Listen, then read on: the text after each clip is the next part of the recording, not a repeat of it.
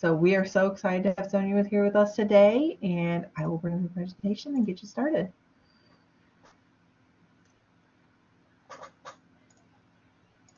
Well, thank you, Kim, and welcome everyone. Good morning. Kim, if you could just let me know, can you hear me? Yep, you're good. All right. Well, and this is a new platform for me, so everyone, please bear with me because I like to see people. So if you have any questions or anything, please put those in the chat. I'm sure that Kim will help me out to filter those questions out and hopefully provide you all with some good answers. So again, good morning.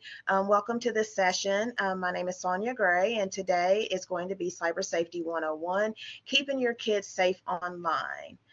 And okay, next slide. Okay, I can do that. All right.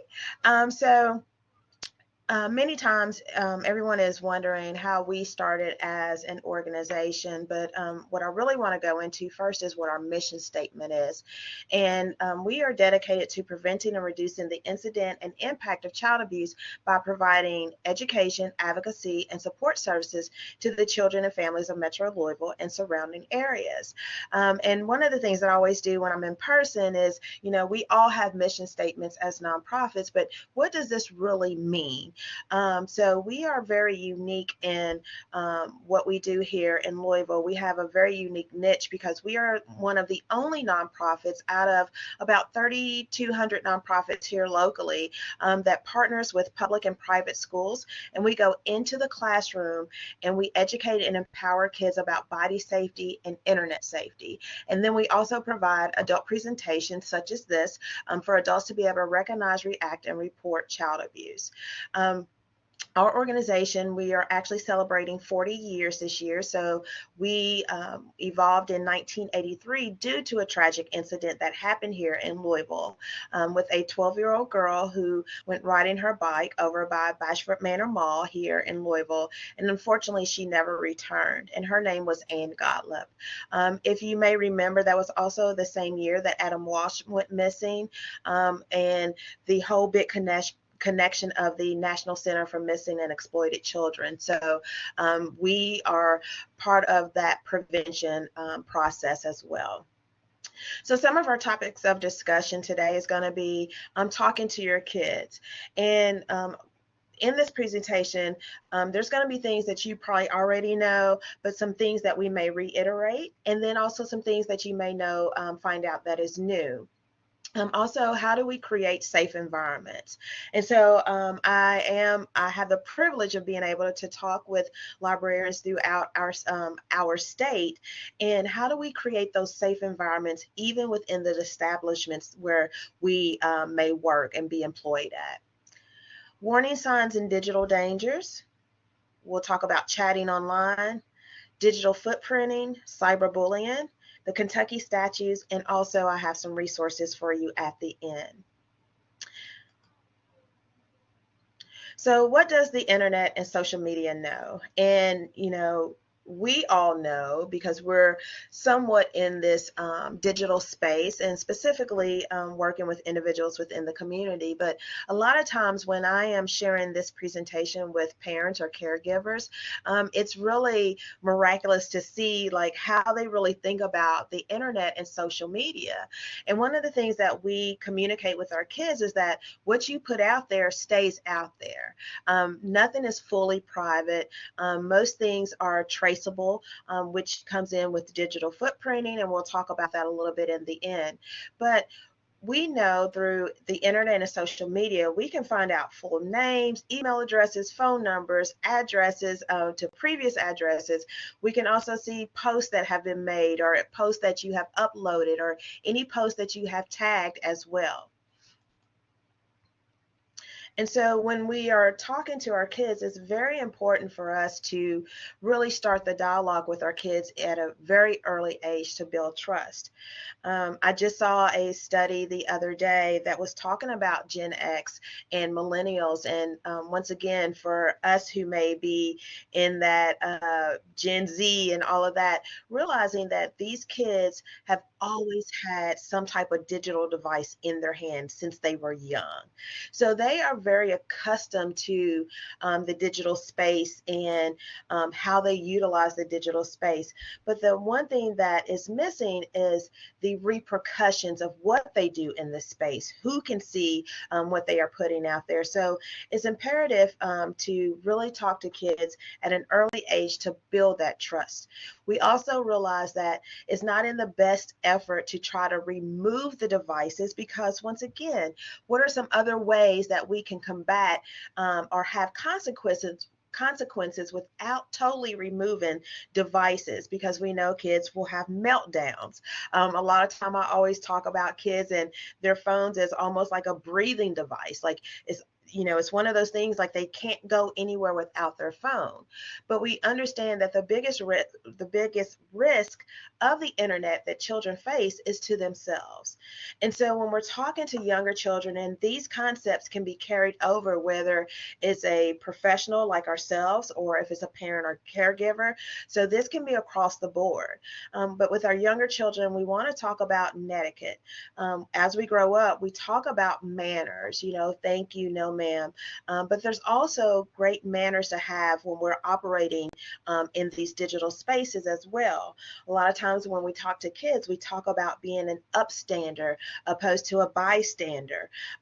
If there's something that you see that is not in the most positive light, making sure that they're communicating that with an adult or a safe adult. So once again, that netiquette, talking about how are they conducting their activity within these digital spaces. We also want to talk to them about what is and what is not appropriate content. And you all probably have seen this already, but last year we received several calls from elementary schools that were posting naked photos of themselves. And we're talking about fourth and fifth graders, not understanding, once again, from their perspective of what are the consequences, not understanding that we have perpetrators that are always looking for avenues to be able to connect with them. So we definitely want to talk to our kids about what is appropriate and inappropriate content. Making sure that we're not giving out our personal information, all of those types of concepts. In addition, we want to talk about pop-up and passwords. The other thing that I always like to put on here are also which you'll see on the other side, but online challenges. We have went through the Momo challenge, the Tide Pod challenge, the Penny challenge, the NyQuil with chicken challenge, and our kids are falling into these challenges, but again, not understanding how it may affect them, whether it's going to be physical or mental. I have seen studies where some of these challenges have actually put our children into hospitals or going to their pediatrics for healthcare reasons. And so we want to talk to them about pop-ups and passwords. The other thing is not trusting people you meet online, which this goes into a segue of trafficking. But we know that our kids are very vulnerable. And we also know that perpetrators tend to look for children that are vulnerable so that they can build those opportunities. And quite frankly, predators, they have almost like a 1 through 5 steps of how to build trust with kids. And then what they're going to start talking about or asking our children to do is inappropriate acts or meeting up with them in person, and then it can spiral into some other things. Again, mention never giving out personal information, and don't click, click, click. For our older children, it's everything that I just mentioned for our younger children, but now we look at consequences and penalties. So acts like sexting, the inappropriate and exchange of photos, cyberbullying. Now we know that cyberbullying has a true impact and effect on our kids as far as their mental well-being. So again, that's where we talk about that netiquette. Are you being a good upstander? Are you being a good digital citizen in these spaces? And you see, again, meeting in person, sharing and liking of inappropriate info, doxing, online grooming, and entering contests and taking quizzes. Doxing, perfect example right now, we are within a political campaign, and you may see one candidate that is mentioning the other candidate and all the things that is in a negative light in order to try to gain your votes or your likes, or getting on the bandwagon. So if you think about doxing, it's somewhat of a way that what I define it as adult bullying, but also being doxing is getting information about adults and putting it on the internet, personal information. So once again, these are things that we want to talk to our kids about. And Kim, you can stop me anytime if there's a question that pops up in the chat. So as I mentioned, talking to our kids, communication is going to be the most valuable recommendation or suggestion that I will give out of this presentation. And a lot of times when I talk to parents specifically, I mention to them that this is not a one-time conversation.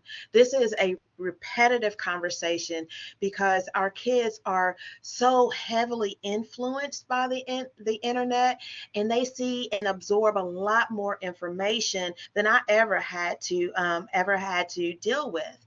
We also know that brains do not fully develop until you're 25, 26. So many times when kids may make the inappropriate action, it's like, why did you do that? Well, let's also think that a lot of times they don't have the cognitive, the reasoning skills to understand that if I do this, that this is what is going to happen. And so once again, it's imperative for us to continue the conversation. But you're going to say, Sonja, well, how do I even start this conversation with my kids? Excuse me, or kids that may enter into the library. As I mentioned, we always have influences. So there can be something that may have happened within the city or within this digital space that is nationwide or citywide. And it's, you just want to go up to them and have open-ended questions, but having that question directed to them and allowing them to speak. Many times as adults, we'll ask a kid a question and then we'll take over that conversation. But this is the time really for us to have our active listening skills, so that we can make sure to hear or to point out any red flags that we as adults may need to take over the responsibility for their safety. So you can enter into a conversation as, have you heard about? And it can be about sexting. It could be about an online challenge, and allowing them to give it from their perspective. Also asking, well, what do you think about? Again, this allows the child to share their knowledge. So we know when it comes to gaming systems and roadblocks and this and that, this is a great conversation to have with them. Many of us don't know about a lot of the internet games and all the apps, but our kids do. And so one of the best ways to get educated is ask them about something, and once again, allowing them to share their knowledge about that subject. Does blank ever talk about it? Choose someone that your child may trust and listen. And so it can be something as, we notice that there's a lot of things that's happening in the social media world. Do your friends ever talk about this? Well, how do you feel about this? Now, this is tapping into their emotional capacity to make sure that mentally that they are able to recognize what red flags are, or being able to recognize when they are feeling uncomfortable. And again, you can say, I've heard blank happen to someone. How did that make you feel? Unfortunately, we have seen an increase in percentage of suicides and trafficking, and also community violence. Our kids are absorbing all this information, or they may know someone that has been impacted by some type of negative act. So we really need to be there again to check in with our kids mentally of how they feel about certain issues or certain subjects that may be coming to them.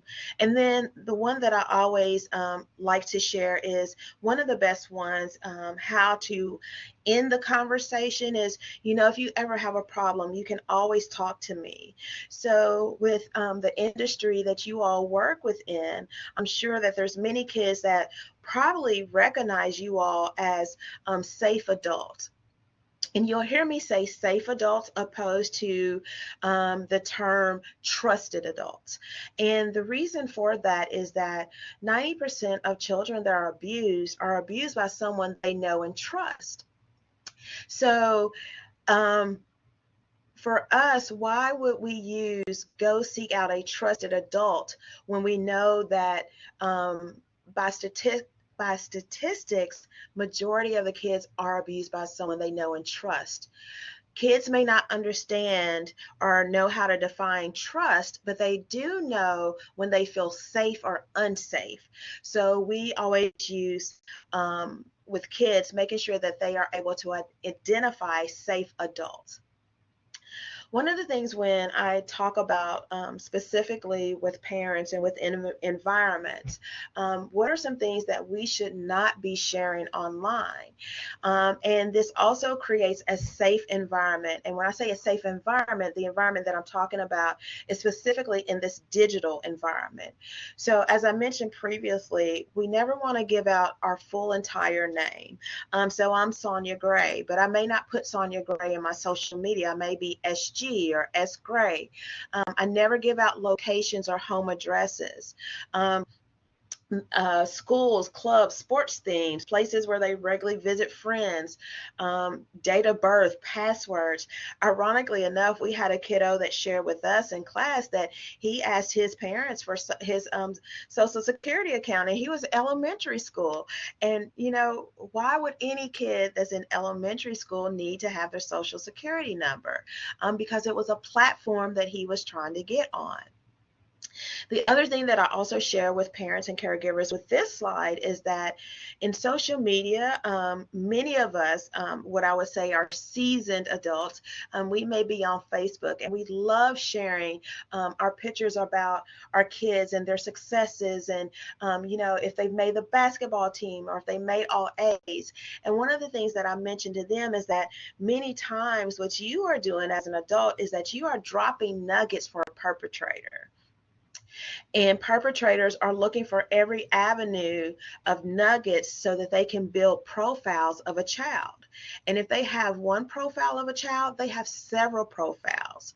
So again, even with as adults, we want to be very careful that if we are taking pictures of our kids and sharing information about the excitement that they have achieved, that we are not dropping the nuggets as far as they may have their school name across their T-shirt, or if we're showing their report card that we have their school and their grade and who the teacher is. We want to try to block out as much personal information as possible so that perpetrators are not picking up on these nuggets. Some potential problems of an unhealthy environment that we have seen as well, and you all may have experienced this too, is that because our kids are in these digital spaces, everything is so fast for them. And so we have seen where it creates distraction. It's very hard for them to concentrate on something because they are so used to that immediate answer or that immediate action. Also, we have noticed impatience, self-esteem. Kids are very big on how many fans or followers that I have, but if I lose fans or if I lose followers, that really plays into their mental well-being. And then we start to see their self-esteem decline. Also in these digital spaces, we have seen many kids in isolation.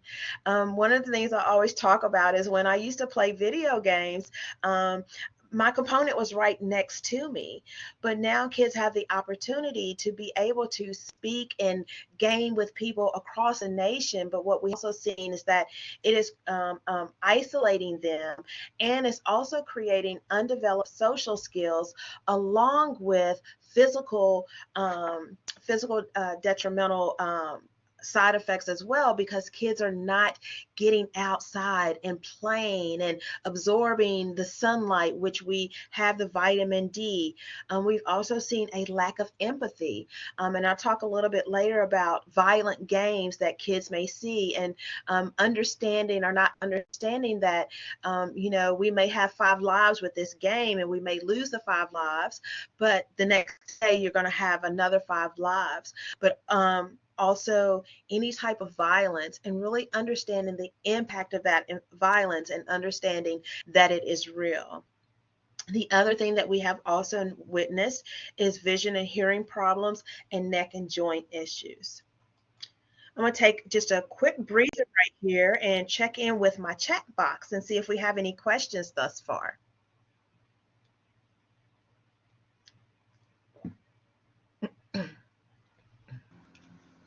Nothing yet. All right, thank you, ma'am. All right, so what are some of the rules for chatting online? And ensuring that our kids sticking to these rules will help create a more preventative, safe space for them. And again, even within your own environments, what are sites that are allowable and what are sites that are not allowed?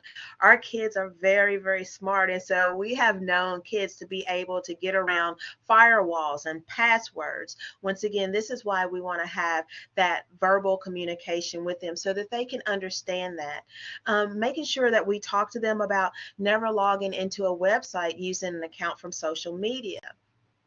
One of the videos that I used to play all the time is the 6 degrees of connection, and how from the internet side, you can have a login for one thing, but how we can trace it to every other login that you may have for any other social media site. So if you have a login for Facebook, we may be able to pull something from Facebook that would now leak us to, oh, you also have a Twitter page. And then we can take that Twitter page and see, who are you communicating from your Twitter page? And so again, we want to make sure that when we're mentioning these rules for chatting online, that we're also talking to our kids about never agreeing to take a conversation with someone else or accept online challenges. When we are in the classroom, we talk to our kids that you won't go up to a stranger in public. So if you don't know the individuals in this digital space, then these are digital strangers. And many times we talk to our kids about catfishing. A lot of times you may see this image of this kid, but that is not the actual person who is operating the conversation or operating the game systems. We also want to make sure that we're talking to kids to be suspicious of what people say online, because we always know that sometimes people are not always telling the truth. And then specifically talking with our kids about, if anything makes them feel uncomfortable, to leave that site immediately and then go find a safe adult. You see trusted here. We got to change the slide, but go tell a safe adult. I've mentioned this word many times, and this may be new for some, but sexting. And you're starting to hear more of these terms as we develop our knowledge and education around digital spaces with kids as well. But sexting basically is the sharing of nude photos. Here in Kentucky, that is still considered child pornography.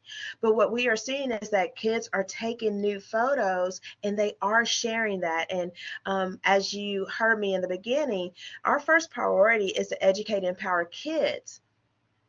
We do not want a lot of kids on sex offenders lists because they made a dumb mistake.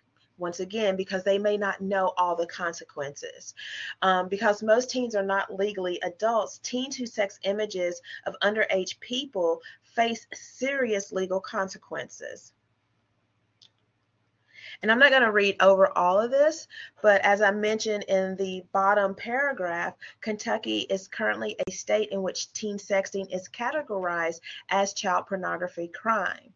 One of the things that I'm really that I work with a policy group through CoSAR for Kids and the Face It movement is I'm really asking this group, our group, to really to revisit some of our statutes and some of our laws. Just to make sure that we are not doing more harm to our children than being more helpful. Again, we do not want 8 and 9-year-olds to be on sex offenders list because once again the brain is not developed. They made a dumb mistake and they didn't know the consequences, and nor has anyone came in to be able to educate them about those consequences. And so felonies, to your bottom right, felonies can be issued to teens as young as 12, and in some cases, depending on the severity of the crime, even younger. The other thing that we have seen as well is the cyberbullying. Again, this has been a high increase, and a lot of times the schools are asking us to come in to specifically talk about cyberbullying. One of the things that I say is that, again, this is not new, bullying. But what is different with cyberbullying is that in person, many times being bullied can be a one occasion. It may be only within the school. But if you have many schools as Metro Louisville and you have this digital platform, what can happen now is I can bully you, and I don't even have to be in the same school, but I can also share that information with however many other people so that they can either join me in that and making fun of you and all of those types of things. But also the shelf life is a lot longer. So you can recycle the information. You can send it out to a lot more people, and then it just never really goes away. And so when we are talking about cyber safety and digital dangers, who are our victims? And so we know that 71% of the cases involve victims that are under the age of 18. When I came into ECHO, I was seeing a lot of issues with high school and middle school. And unfortunately, within these last 2 years, and specifically after COVID, we are seeing a lot more interaction with our elementary school levels. The other thing that I want to share with you as well is that think about during COVID when many of our kids were isolated from safe places like libraries and schools, where if something was happening, they had the opportunity to disclose that information to an adult. Well, many times in studies and statistics have shown that kids that have been abused, it can take them anywhere from 1 to 3 years to disclose that information for many different reasons and many barriers as to why they may not tell someone immediately. One is that they may not know that this is not a positive activity. So they may not know anything about abuse because they've grown up in a household where there's always yelling or shouting or, hitting or being hit on and things of that nature. A lot of times the kids, they love their parents, so they don't want to get anyone in trouble. Sometimes we have seen where it may be a cultural conflict. So again, you'll hear me talk about many, many times about it is our responsibility to make sure that we are talking about our kids and once again, how to remain safe within these spaces. So I mentioned cyberbullying a lot, and what I want to do is give you an actual term. And cyberbullying is the use of electronic communication to bully a person, typically by sending messages of an intimidating or threatening nature. Again, if your kids are being bullied, if a child discloses that they disclose to you that they are being cyberbullied from school, what are some things that we can do as the adults? So one of the things, if they have it on the phone, you may ask the kid, well, can I see some of your some of the messages that have been going back and forth. If the kid is very, very upset, we want to talk to the kids about leaving the group or ideally deleting the account. If the problem is with one person, helping them to block that individual and then reporting it to the site. If the problem is an image or a message, deleting that message. And then the last thing is that we want to make sure that we're communicating with the child's school, because ironically enough, whatever happens in these digital spaces always finds its way inside the schools. And then collectively, as adults, between the school system and as adults, work together as a safety measure for that child. We also know that 40% of adults have suffered from some type of cyberbullying. 81% of cyberbullying support organizations report an increase after COVID-19. And then we also know that 60% of kids between the age of 8 and 12 have suffered from some type of cyberbullying. As I mentioned before, cyberbullying also has strong effects on their mental well-being. So once again, this is why we want to talk about where kids are mentally, so that we can make sure that if we need to provide any other type of resources or therapeutic resources with their parents or caregivers, that we can provide that information to them. So what are some of the warning signs of cyberbullying? If you notice that there's an increase or a decrease in the device, if the child exhibits unusual emotional responses, if they should be angry and they're laughing, if they start to withdraw from friends and family, if they're hiding their screens or they're turning the devices off over, or if they do not want to have discussions with you. If you start seeing a lot of social media accounts shut down and then they're starting new social medias. These are all warning signs, but it's also a great opportunity to start having those conversations. Another term that may be familiar, but also that we want to make sure that we're educating individuals is sextortion. And basically, sextortion describes a crime that happens online when an adult convinces a person who is younger than 18 to share sexual pictures or perform sexual acts on webcam. And I have a video. I'm hoping that this works. Let's see. No, I don't see. It may not work. If you have the link, I can get it to work for you. Yeah, I don't have the link. So let me just go past this. So let me just talk. So here's one thing that has happened that we have seen. A lot of times kids will have their devices in what we call closed areas and closed spaces. So it may be in their bedrooms where the doors are shut. It's really, and I know that we want to give kids privacy, but the one thing that I always want to say about privacy is that even as privacy, we as the adults know the consequences of what potentially can happen in these digital spaces. And as we provide them privacy, we also want to create environments where we as the adults have the opportunity to see or hear what is happening, what type of activity is happening in these spaces as well. Sextortion can look something as simple as I'm going to use a 15-year-old female. 15-year-old female is on an app. One of the apps that I'm going to talk about is one that we have seen is called Omegle.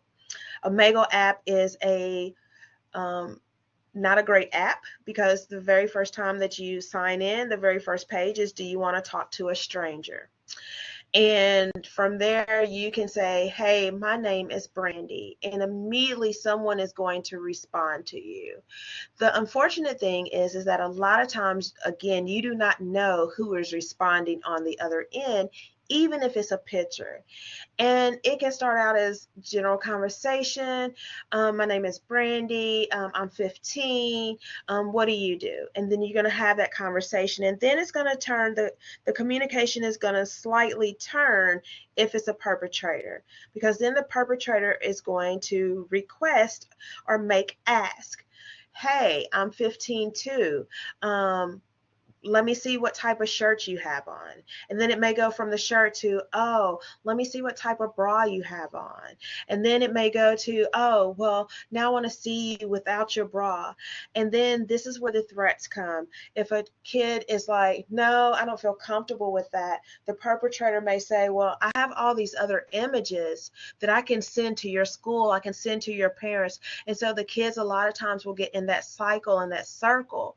I've actually seen a real news clip where a kid was part of got caught up in sextortion with a perpetrator. And the perpetrator was saying, if you don't give me this images or provide me with any type of monetary donation, then I'm going to send all this information out to everyone that I know. And unfortunately, that kid committed suicide. And so when we're looking at sextortion, we know that the threats to expose sexual images in order to make a person do something, it is real. And 45% of perpetrators will carry out those threats. Sonja? Yes. I got that video pulled up if you want to show it. Oh, yes. Let's go on and show that if you don't mind. I think that'll capture everything here. Let's do it.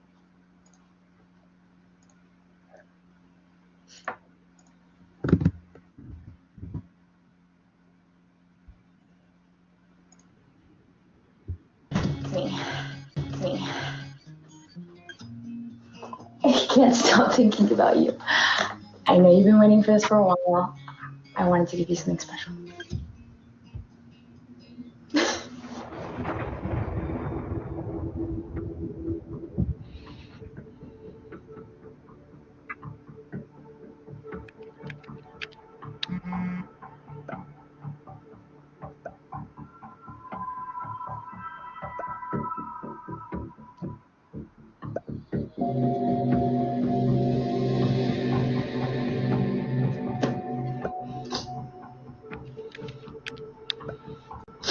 Who are you? Why are you doing this?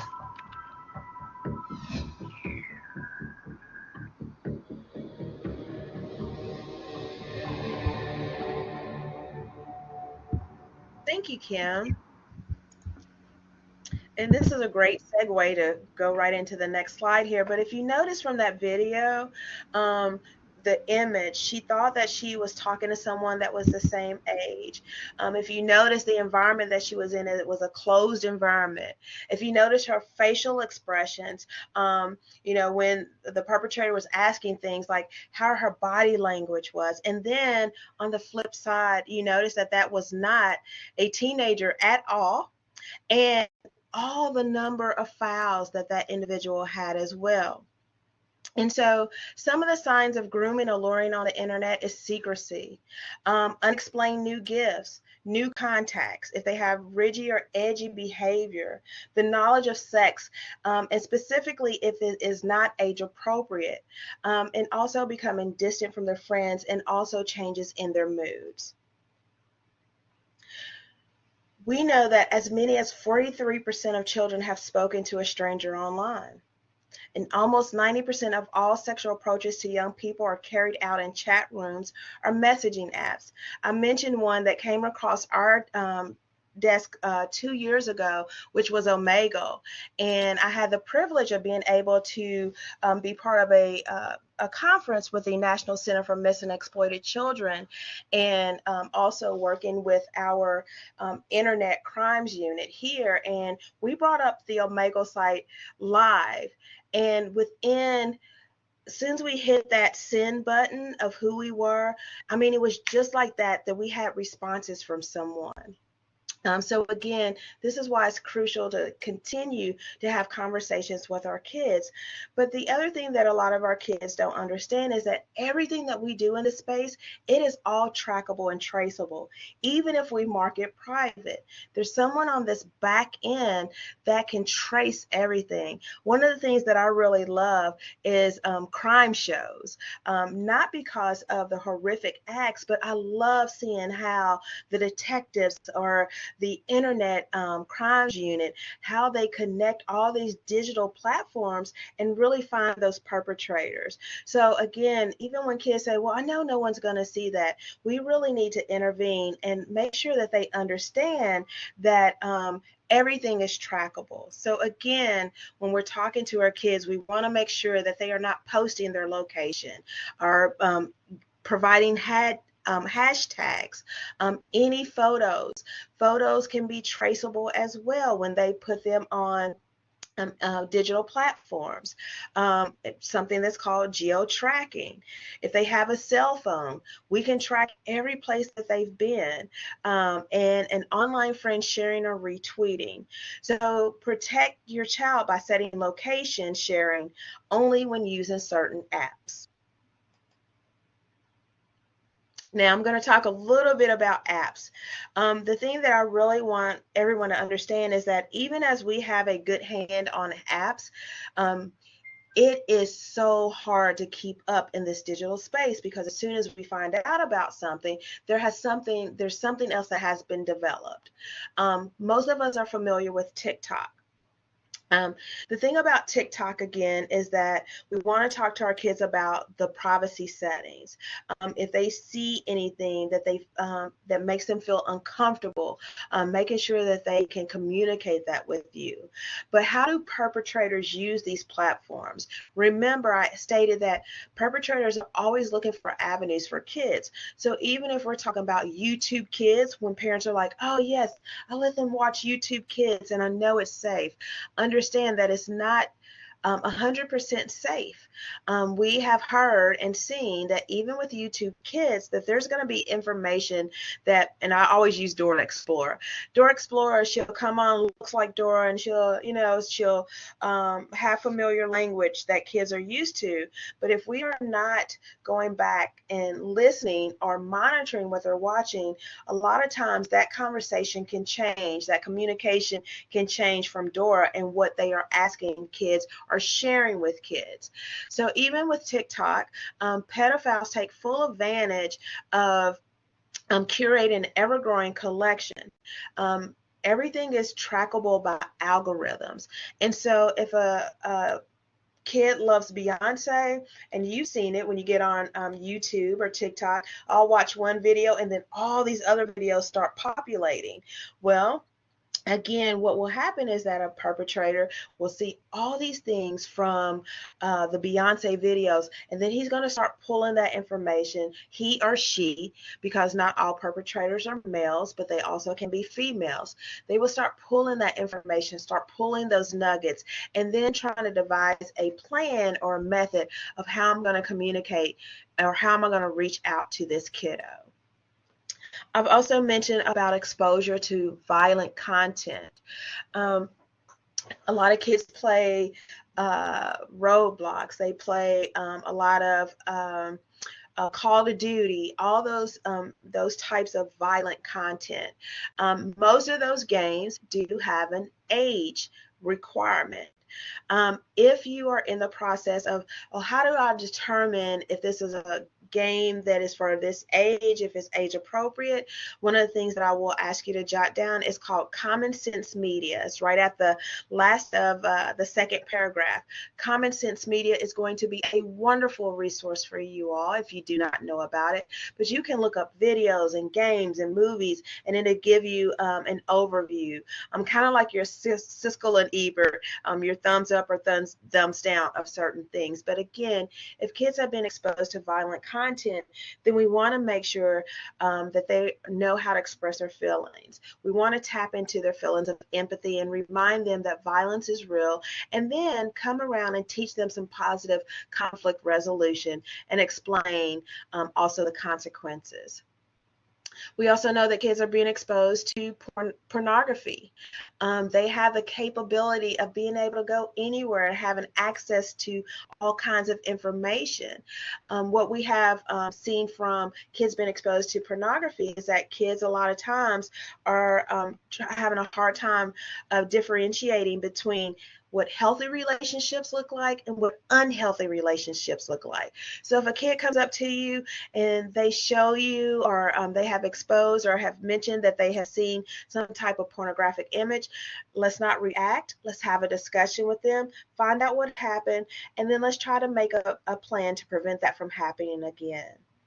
And so again, some of the if the child has been exposed to inappropriate content, you may see confusion, physical or psychological effects, withdrawals from friends, anxiety, and then referencing age inappropriate topics. These are some of the apps that we share with some of our parent caregivers. Life 360 is one of those that seems to always rise to the top there. But do your research on that. The other thing that I'll share, I'm running out of a little time here, but the other thing that I want to share with you is that kids talk in code. And so net lingo. Use Urban Dictionary. If you hear kids that are talking about GYPO, or if you see that typed out, that is get your pants off. If you see 53X, that means sex. So use that Urban Dictionary.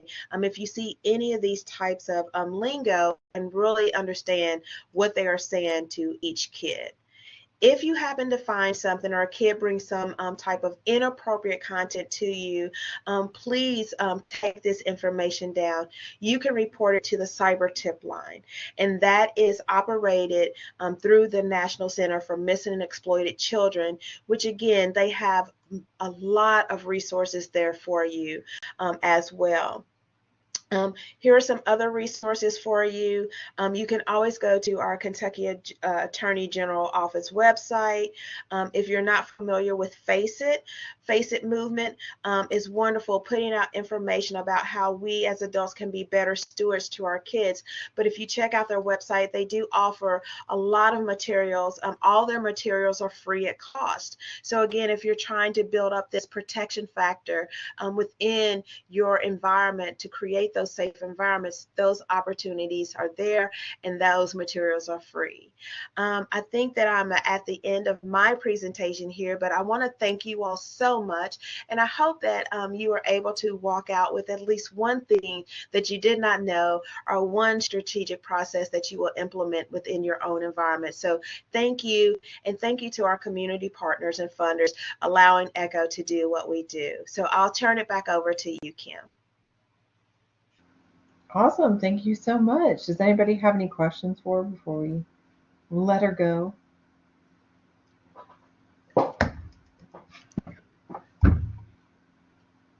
I have a sister-in-law that's a middle school teacher, so she tells us all this stuff all the time. She's a middle school principal now. So all of this I've heard before. Yes. We have a 3-inch binder of nothing but apps.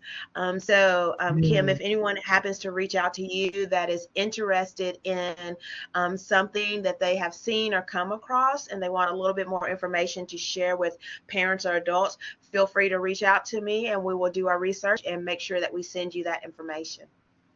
Perfect. Cool. And thank you to Amy Ogden as well that reached out to me, and Amy Olson, I'm so sorry, Amy Olson, but thank you all so much, and we are here to help you all, so you just reach out to us, and we will be there for you. Yes, she was great in getting everybody. Oh no. If anyone can't see the chat, there's someone posted local school dealing with several employees caught grooming and having inappropriate contact with students too. So it's happening. It's about being aware, I think. Oh, yes.